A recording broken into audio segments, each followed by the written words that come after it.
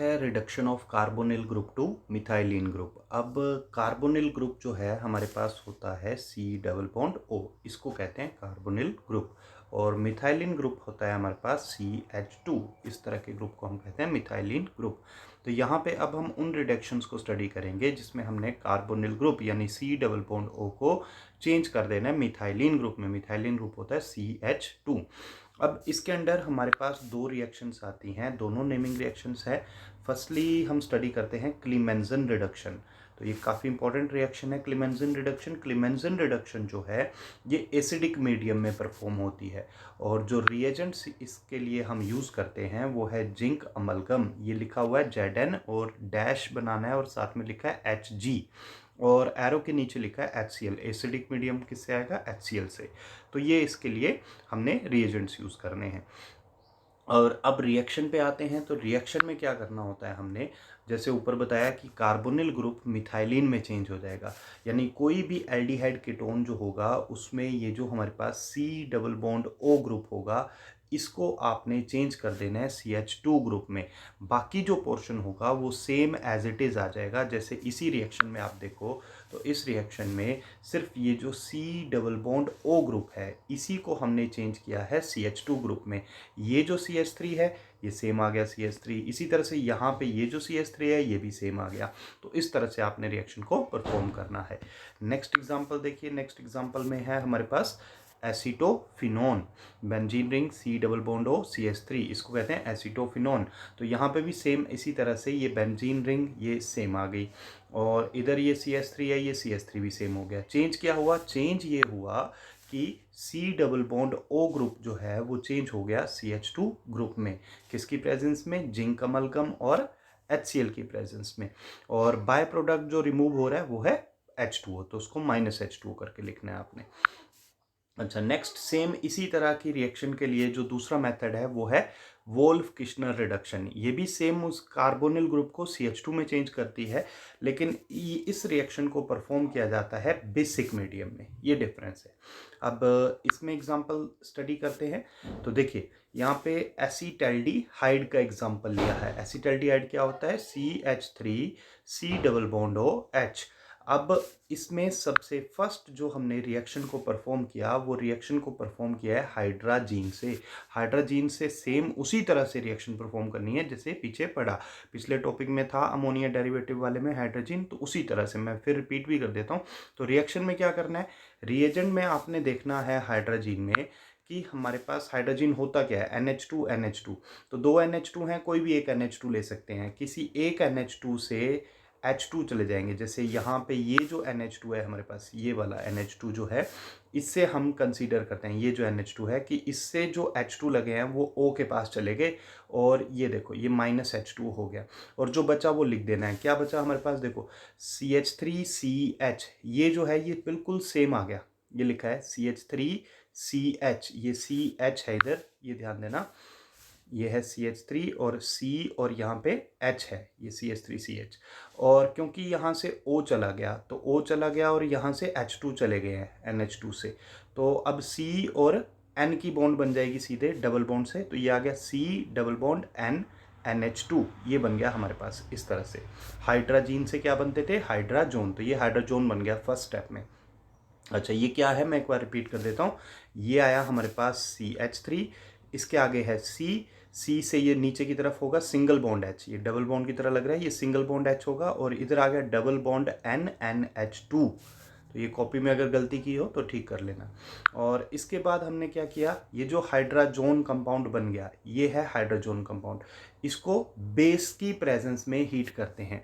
अब बेस यहाँ पे NaOH भी लिख सकते हैं, KOH भी लिख सकते हैं, OH नेगेटिव भी लिखा जा सकता है। इथाइलिन ग्लाइकोल होता है वो भी बेस होता है C2H6O2, आगे फॉर्मूला लिखा हुआ है, उसको भी लिख सकते हैं। और हीट का निशान, हीट का सिंबल आपने बनाना होता है यहाँ पे। तो अब इसमें क्या होता है? इस स्टेप में जो N2 है ये N2, ये देखो ये पहले भी मार्क किया हुआ है, ये N2 हट जाएगा, यहाँ से रिमूव कर देना है आपने और बाकी एज इट इज ज्वाइन करके लिख देना है। तो क्या बन जाएगा हमारे पास? देखिए N2 अगर ये निकाल दिया, ये N2 रिमूव कर दिया हमने इधर, अब जो बच गया CH3 तो सेम आ गया CH3। अब ये CH बच रहा था और यहाँ से H2 बचा हुआ है, तो ये H2 जब इस CH के साथ ज्वाइन हो जाएगा तो ये भी तो CH3 बन जाएगा। तो इस तरह से हमारे पास किसकी फॉर्मेशन होगी, हमारे पास बन जाएगा CH3 CH3। तो इस तरह से इस रिएक्शन को परफॉर्म करना है। एक और एग्जांपल मैं बताता हूँ इसमें। अब हमने कीटोन का एग्जांपल ले लिया, तो कीटोन में ये हमने लिया acetone CH3 C double bond O CH3। Firstly इसको हमने रिएक्ट कर दिया एसीटोन को हाइड्राजीन से। हाइड्राजीन क्या होता है, NH2 और सेम उसी तरह से हमने रिएक्शन को परफॉर्म करना है। पहले यहाँ से H2 जो है ये किसके पास चले गए, O के पास, और ये -H2O रिमूव हो गया।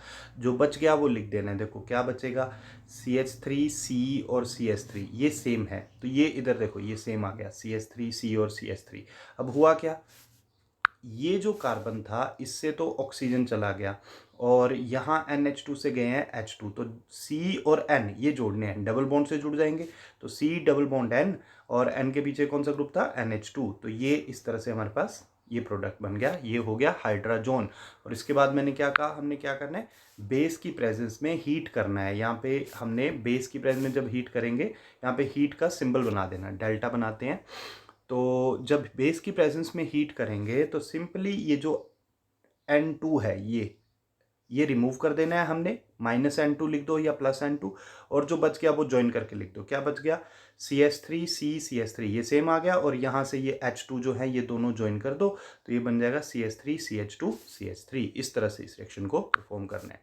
आगे इथाइलिन ग्लाइकोल बताया हुआ है। इथाइलिन ग्लाइकोल होता है CH2 CH2 OH OH। इसको कंबाइन करके अगर आप लिखोगे तो ये बन जाएगा C2H6O2। तो ये है। नेक्स्ट हम बात करते हैं ऑक्सीडेशन ऑफ कार्बोनिल कंपाउंड्स की। तो ऑक्सीडेशन ऑफ कार्बोनिल कंपाउंड्स में हमारे पास क्या होता है, पहले तो बेसिक कंपैरिजन कर लेते हैं कि एल्डिहाइड और कीटोन्स में। तो एक लास्ट चैप्टर जो था अल्कोहल का, वहाँ भी मैंने आपको बताया था कि जो ग्रुप वाला कार्बन होता है, यानी जिस कार्बन के साथ ग्रुप अटैच होता है या ग्रुप में जो कार्बन प्रेजेंट होता है, अगर उसके साथ H अटैच होंगे तो उसकी ऑक्सीडेशन इजी होती है। तो अब एल्डिहाइड ग्रुप होता है C डबल बॉन्ड OH और कीटोन होता है C डबल बॉन्ड O, यानी उसके दोनों तरफ कार्बन ग्रुप होते हैं, हाइड्रोजन नहीं होता कीटोन में।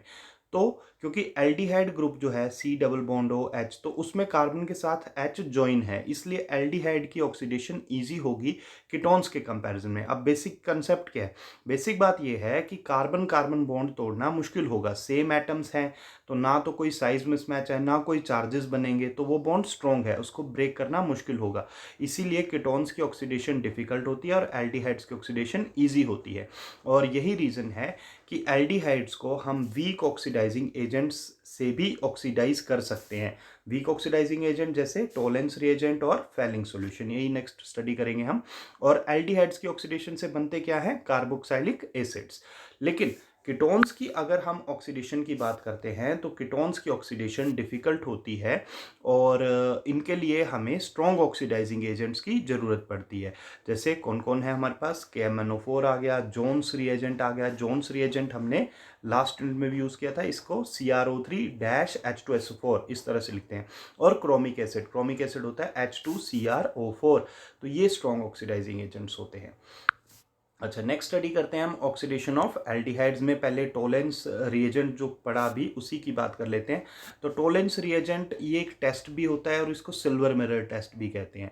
अब लेकिन सबसे पहले जो आपने ध्यान रखना है वो ये ध्यान रखना है कि टोलेंस रिएजेंट होता क्या है।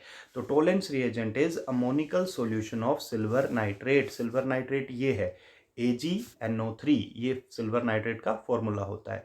और ये इसमें जो मैंने कहा अमोनिकल सॉल्यूशन मतलब अमोनिया में डिसॉल्व करना है, किसको, AgNO3 को। और जब ऐसा करते हैं तो ये एक कम्प्लेक्स बन जाता है, किसका, AgNO3 से आ जाएगा Ag पॉजिटिव और NH3 ये साथ में ज्वाइन हो जाते हैं, ये बन जाता है AgNH3 twice positive OH negative. इस तरह से इसको ध्यान रखना है हमने।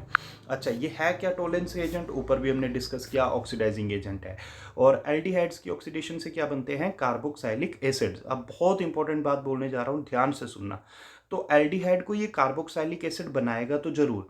अब कार्बोक्सिलिक एसिड क्या होता है, C डबल बॉन्ड OH। अब ये जो मैं लास्ट में बोल रहा हूँ OH, यहाँ पे O नेगेटिव होता है और H पॉजिटिव, एसिड है तो वो H पॉजिटिव देगा।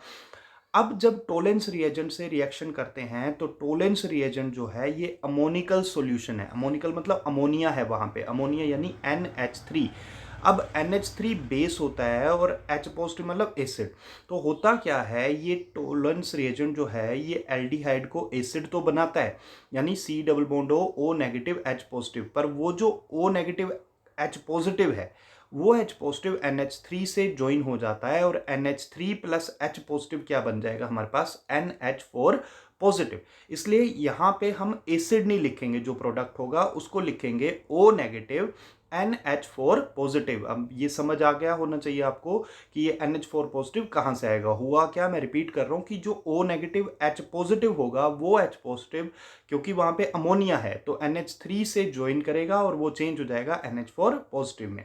तो इस तरह से ये रिएक्शन होती है। देखिए जैसे यहाँ पे ये एल्डिहाइड आ गया, ये टोलेंस रिएजेंट है, ये आपने ध्यान रखना है। तो बाय प्रोडक्ट है NH3 और H2O, और आपने ध्यान रखना है ये ऑक्सीडाइजिंग एजेंट है। ऑक्सीडाइजिंग एजेंट है तो एल्डिहाइड के ऑक्सीडेशन से कार्बोक्साइलिक एसिड, पर जो मैंने अभी बात समझाई उसी को यूज करना है हमने यहाँ पे।